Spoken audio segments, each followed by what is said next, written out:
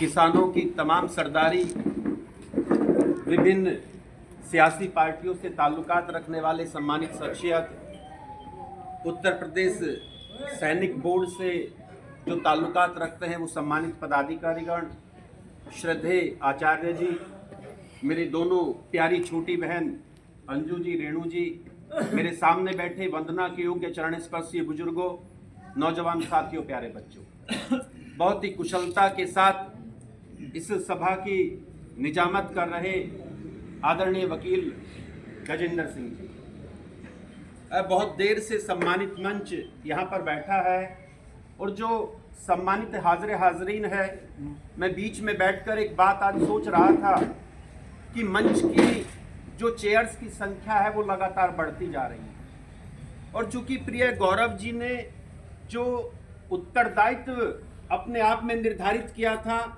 इनके वालिदैन ने निर्धारित किया था, उसके बाद आशीर्वाद देने वालों की संख्या उनके सर पर लगातार बढ़ती जा रही है।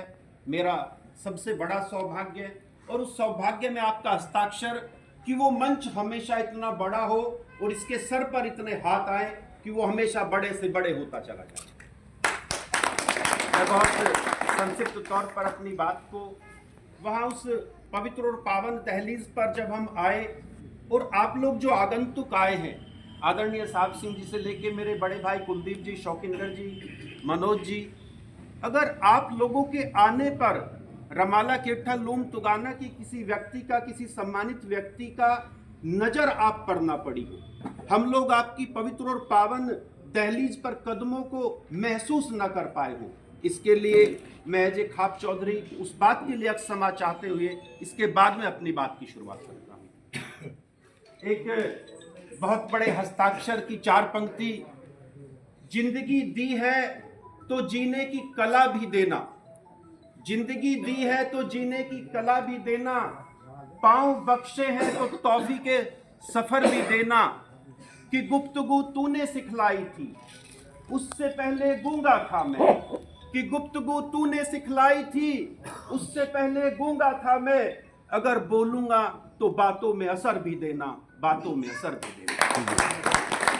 प्रिय गौरव जी, आप फोन बंद कर लो भाई, ठीक है तो बजी रहा, अच्छे तो चाचा जी गई बजी रहा।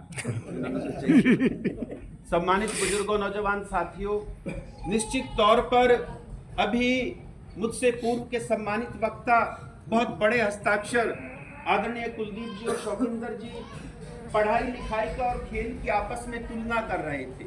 मैं सीधे तौर पर इत्तेफाक करूंगा, मैं लिटरेचर का विद्यार्थी नहीं हूं, मैं तो विज्ञान और गणित का विद्यार्थी हूं, कि 100 में से पढ़ाई में 99.99 परसेंटाइल आ जाता है, लेकिन खेल में अगर 10 में से 9.9 परसेंटाइल आएगा तो वो बच्चा हार जाएगा।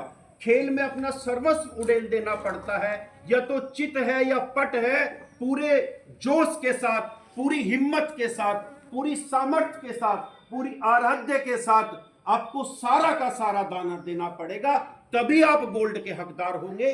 पढ़ाई में 8 नंबर में भी काम चल जाएगा, 9 में भी काम चल जाएगा। मुझे लगता है कि पढ़ाई से ज्यादा कठिन, पढ़ाई से ज्यादा खूबसूरत, पढ़ाई से ज्यादा आधार्य आपके खेल में है। आपको इसे पूर्णतया पाने के लिए सारे शौकों को, सारी बातों को त्यागना पड़ेगा, तभी आप अपना 100 परसेंटाइल दे पाएंगे।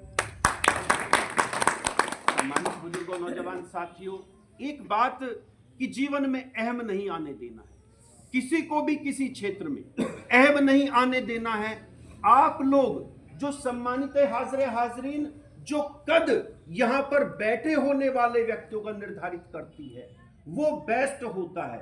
दिक्कत तब आती है कि जब सम्मानित मंच आपके द्वारा निर्धारित बनाए गए कद से अपने आप को उससे ऊंचा समझने लगता है, तब वो दिक्कत की स्थिति पैदा होती है। उस अहम को हमें किसी कीमत पर अपने पास तक नहीं फटकने देना है। हमें आप द्वारा निर्धारित कद के अनुसार ही जीवन में कार्य करना है। सारी बात को समाहित करते हुए, चूंकि लिटरेचर का विद्यार्थी नहीं हूं, विज्ञान और गणित का विद्यार्थी हूं, डॉक्टर अशोक साहिल की 4 पंक्ति के साथ अपनी बात को समाप्त करना चाहूंगा। सम्मानित मंच को बहुत ही श्रद्धा के साथ नमन करना चाहूंगा। जो आगंतुक आए हुए हैं उन सभी का एच ए खाप चौधरी बहुत ही स्वागत करना चाहूँगा। और उन पंक्ति में, चारों पंक्ति में मेरे 4-5 उधर मेरे बहुत बड़े और छोटे भाई हैं, वो बहुत जिज्ञासु नज़र से मुझे देख रहे हैं, उसका आशीर्वाद और स्नेह मुझे मिल रहा है। प्रिय बसंत जी हैं, विकास जी हैं। डॉक्टर अशोक साहिल कहते हैं, गमों की आंच में भी मुस्कुरा कर चलना पड़ता है, गमों की आंच में भी मुस्कुरा कर चलना पड़ता है। ये दुनिया है, यहाँ चेहरा सजा कर चलना पड़ता है। तुम्हारा कद, तुम्हारा कद, तुम्हारा कद मेरे कद से बहुत ऊंचा सही, चाह पढ़ाई चढ़ाई पर सबको कमर झुका कर चलना पड़ता है। धन्यवाद। जय हिंद, जय भारत। प्रधान जी का भी मेरे में ही मान लिया।